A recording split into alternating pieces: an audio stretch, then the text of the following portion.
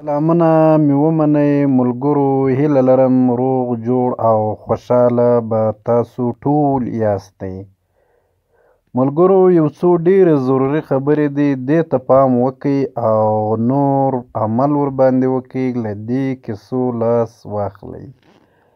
له کله نه چې د داود شاه خبره پیښه سوې ده، هغه زخمي سوی دی، نو ډېر پښتانه سړي ته خندا ورشي چې دوی داسې میسجونه کوي او داسې کمنټونه کوي چې بالکل هغه کفري خبرې وي.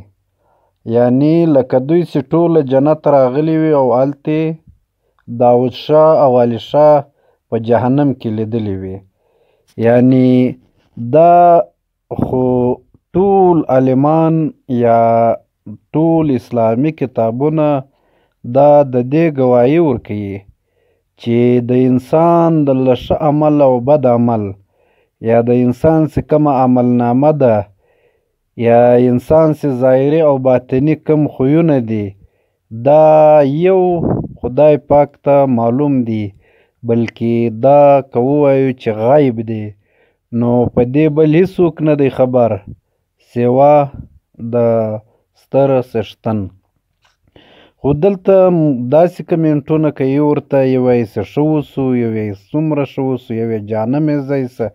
نو ته ولې ستا به څه کور ودان شي چې دا جهنم ته ولاړه شي؟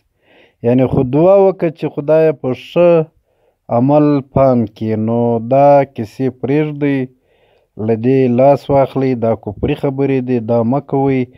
نو دلته خندا خو دلته هم ده چې دغو ګردو د دې پیج او د دې ویډیوګانې فالو کړي دي، مګر هلته بیا ورته د جهنمي خطاب کوي. که یو وارې جهنمي و بیا به ټول وي، بیا به یو داود شاه نه وي، دا به هم جهنمیان وي. داسې ګروپونه، داسې ښکنځلې یا داسې پوچ رد دا فالو کوي او ګوري او مینه ورسره لري.